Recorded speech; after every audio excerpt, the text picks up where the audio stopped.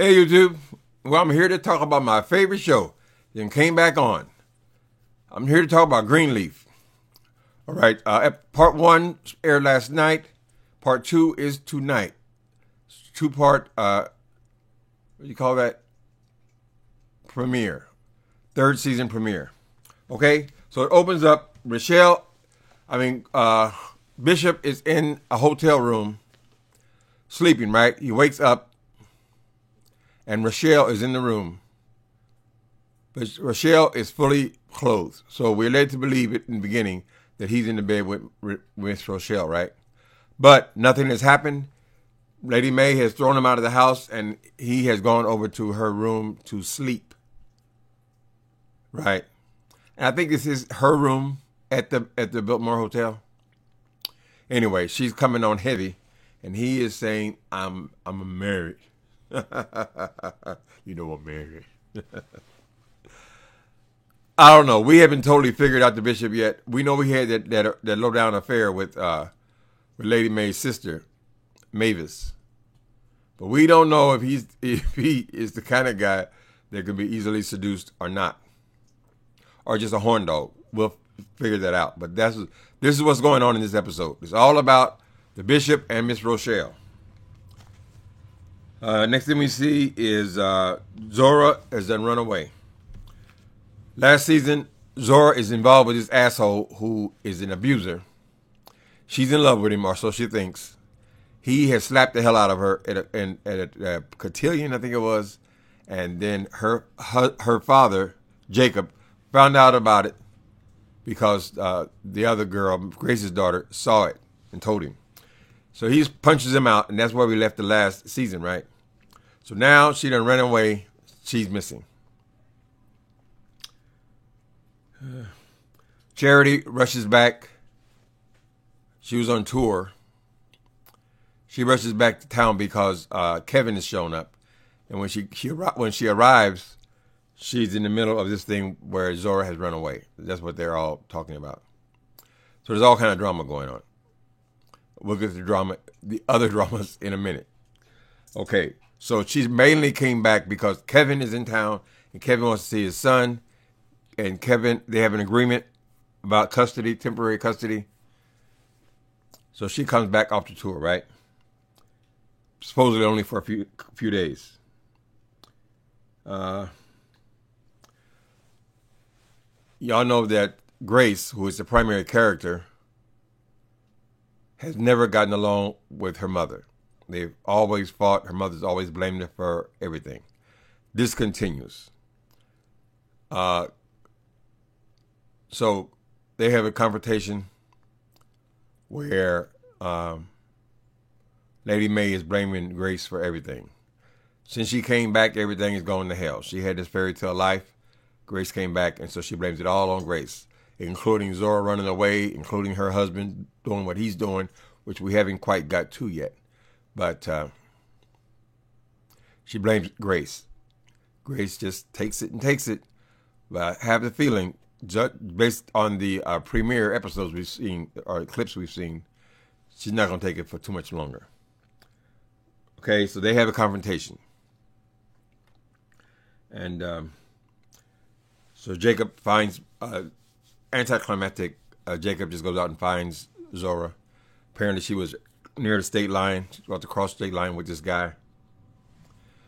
He finds her, brings her home. Those two are going at it. He takes all her phones, all of her electronics, and tells her she's on punishment for life, which usually means a couple of weeks. But he's real pissed at her, and he doesn't trust her because she is so involved with this boy who is proven already to be an abuser. But we have to remember now, this is a little girl, she's a 16, 17-year-old girl. She doesn't know any better. She doesn't know what an abuser is. She hasn't been exposed to that.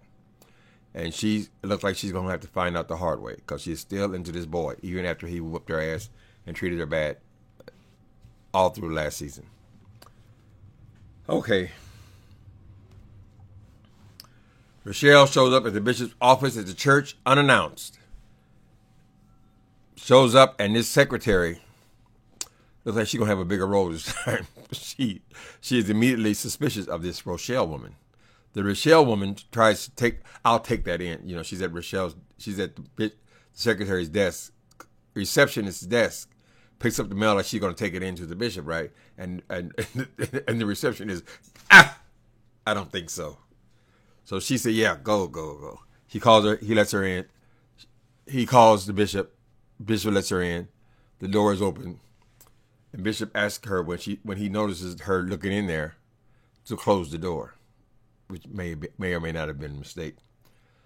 So they're in there talking, right? He's continually telling her that he is married. They need to cool it. Wherever this was going, it needs to stop now, right? He's basically telling her, no, it's not going to happen. While he's doing that, they're sitting on a sofa, holding hands, as he tells her they're not going any further with this, whatever this flirtation or whatever it was. The messy receptionist tells Grace to go walk in. Grace shows up. She wants to see the bishop. Usually she calls, tell her somebody wants to see you. This time she says, oh no, go right in. She wants this girl to be caught with the bishop, right? By his daughter. Grace goes in there and she's in time to see them separating.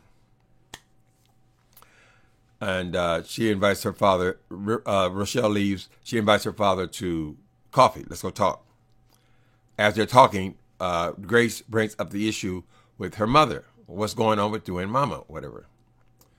So apparently, Grace knows about Mavis. She tries to confront him over this coffee thing. He said, it's none of your business.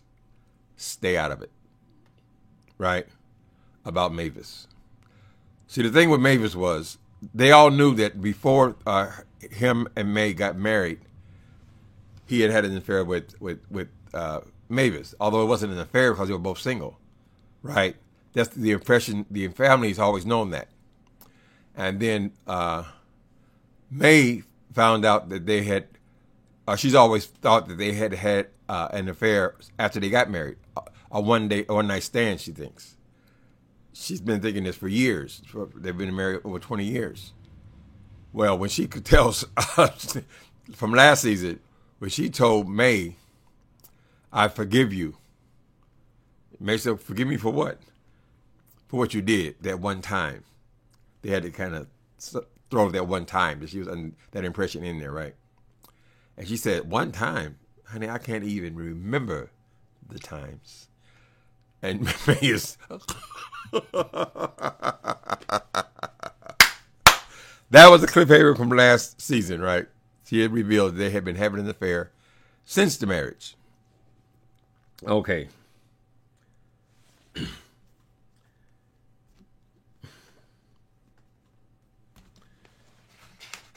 Next page. Okay, there's this girl named Brittany. Now, Brittany is someone who's been with Triumph since it started. When it started with Basie. She is an arrogant woman, really. But she is his assistant. She is Jacob's assistant. Remember, they built Triumph Church across the street from the Calvary. Well, Miss Brittany is real bossy and constantly on his back. She's telling him that you want to do all this ministry to homeless people. Homeless people don't have any money. They don't give nothing. You cannot build a church on just helping homeless people, right? And he's saying, I got this under control. We're going to go online and we're going to have plenty of money. But she feels like she is the, keeper of the finances. Okay, she doesn't give him much respect. I put it like that. She never talked to Basie this way, apparently, but she talks to him in a very aggressive way.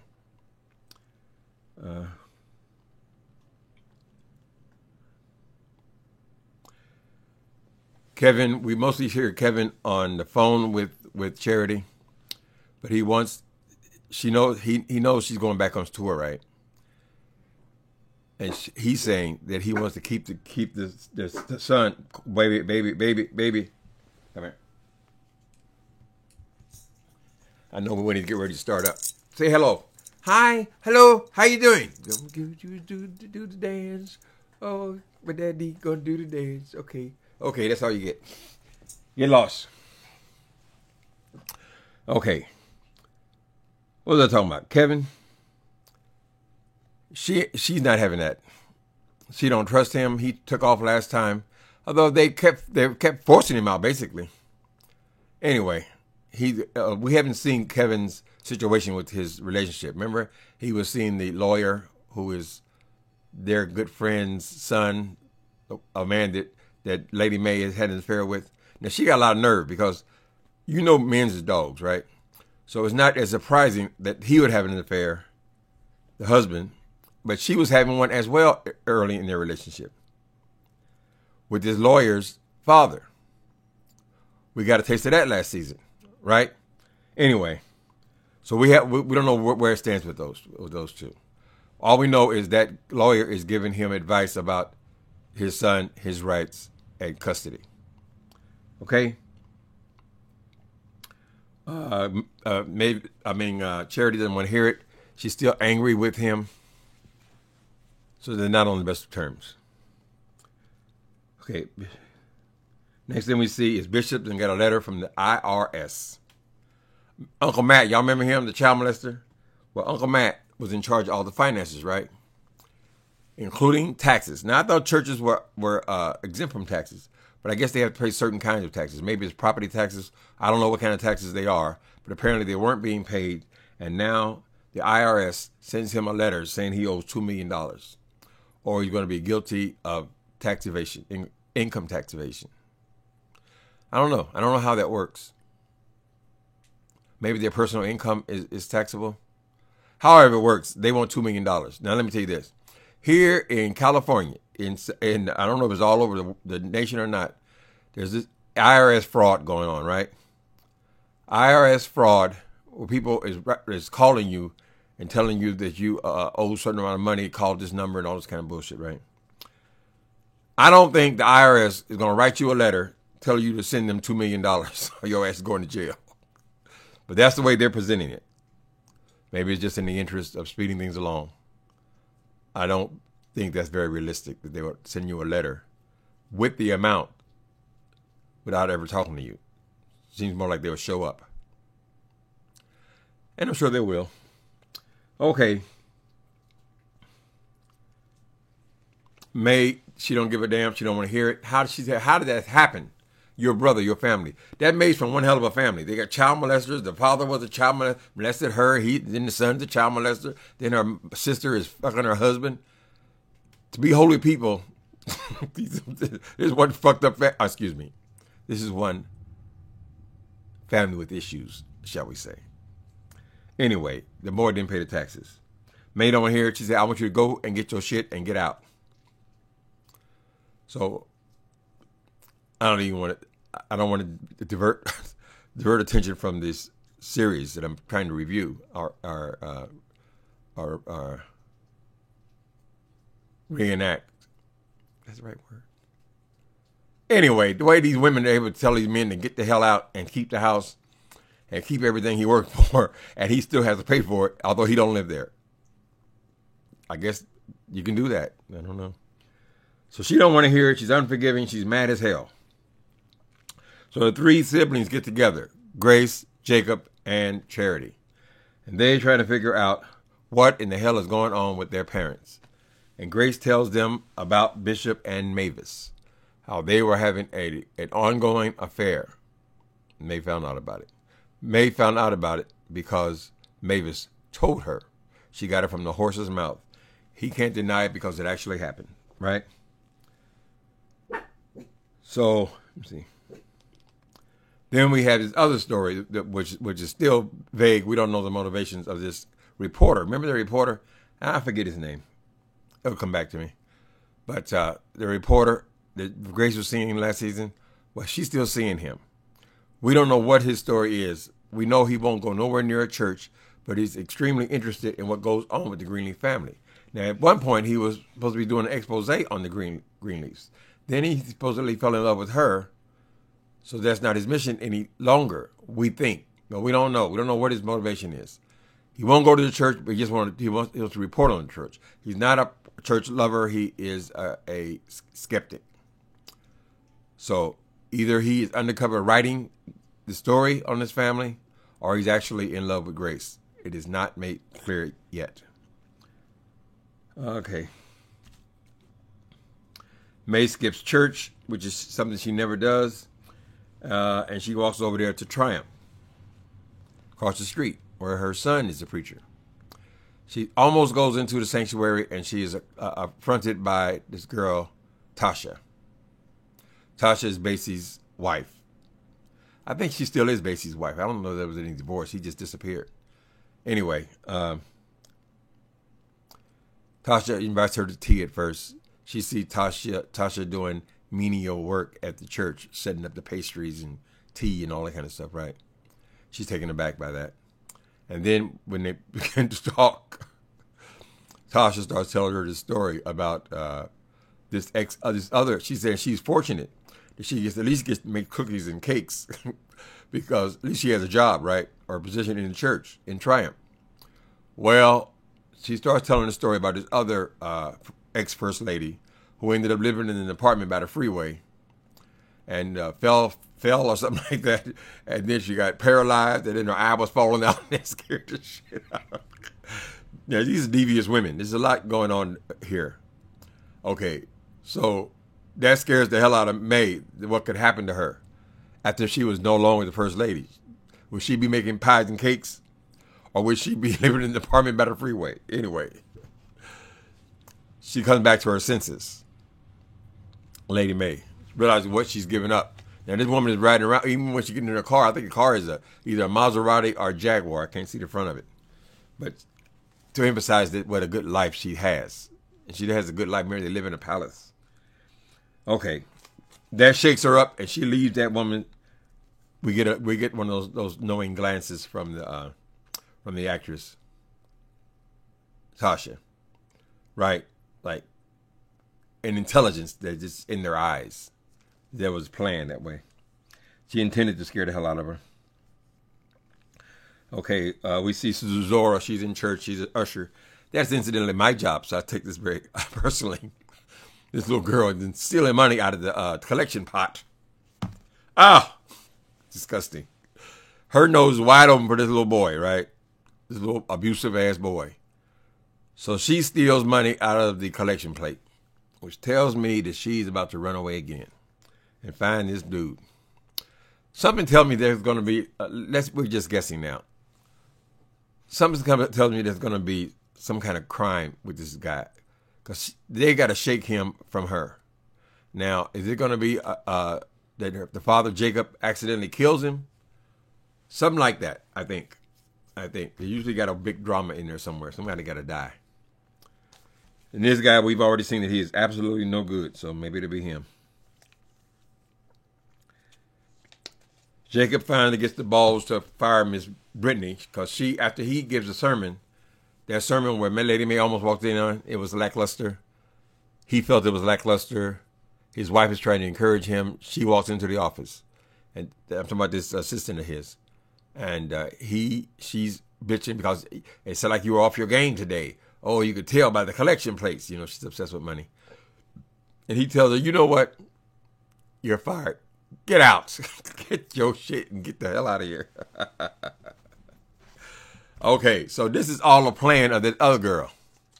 Tasha. Miss Tasha wants that role as his assistant. See, Tasha and what's her name? Rose something? Rochelle. They're in cahoots together. They are plotting and planning together. They want to get the bishop. Now, how Rochelle can slip up under the bishop, she actually hates him, and she's out to take him down. So this is probably all being orchestrated by her brother and the other one's husband. So they're all in cahoots together to get the bishop. All bishop got to do is drop them draws one time, and they'll have him. But they know they're in the midst of snakes, but they're not on to the connection between them yet. They don't realize that they're all walking together. Okay. So that's my it hasn't actually happened yet, but that's my observation. I think that girl Tasha is going to take that job of his assistant, which will put her right in the middle of the finances, right? And his decision making. Okay, Kevin and Charity. Charity has this big performance. You know, that's a Winans, the girl, Charity. So she's it runs in the family. After her performance at church, she has a confrontation with Kevin, and Kevin is insisting, listen here, I'm not going to allow you to take my son out of the state, right? She's trying to go on concert the next day, go back on tour the next day. I don't know why she'd be taking a child with her on tour anyway, but I guess that was her plan. He's saying it's not going to happen.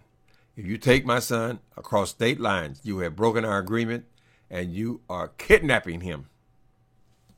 Right? So it locks her up. She can't take him. And she decides she'd rather back out of the concert than allow him to have his son while she's gone. I don't know what she thinks he's going to do to the child, but she is still very, very bitter about their separation, about their split. Okay.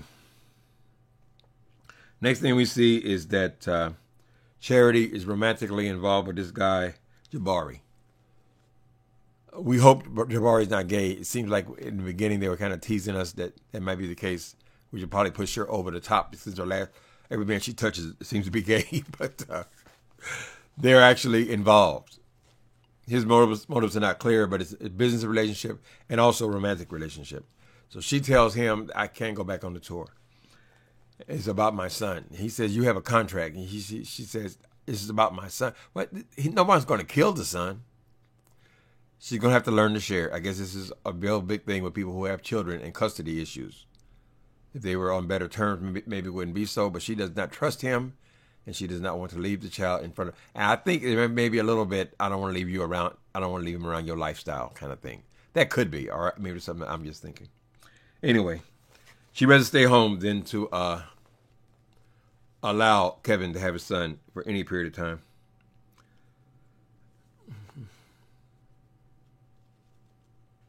Grace is on to Rochelle. Okay, so Rochelle Cross, the devil, let's call her the devil. The demon is also being friendly with Grace. Now, Grace already walked in on her and her father sitting very, very close together, right? So she's already suspicious of her. And now this girl is trying to be all nice to her, offering her services and so forth. But Grace is no dummy. She's onto this girl. She says, I forget who she tells it to. I think she tells it to the reporter that she's trying to ingratiate herself with me and my father. So Grace knows that this girl is evil. She's up to something, right? All right. Okay, after May got that dose of reality when she was told about this ex first lady living in an apartment by the freeway, the very idea of it, that she could end up in a bad way, has shocked her back to her senses, right? So she decides to let the bishop back into the house. Now he comes to pick up his stuff. He said he's going to take it and move it to a hotel somewhere. And when he comes, she said, James, I've changed my mind.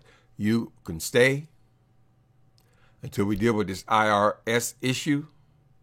And then I don't know. She needs a little time.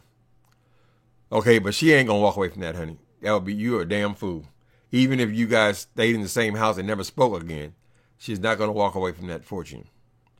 Although I guess she could probably take a good part of it, she would not be first lady anymore. She would not have an identity, let alone a marriage. Okay. The last thing that we hear or see, be quiet, is the theme of this whole episode. There's a leak in this old building. That would be the family. And my soul is got to move, my soul. Ooh, my soul is got to move. People, the second part of this episode is on tonight. I don't know why they go so late, but it's on tonight at 10 o'clock. Talk to you tomorrow.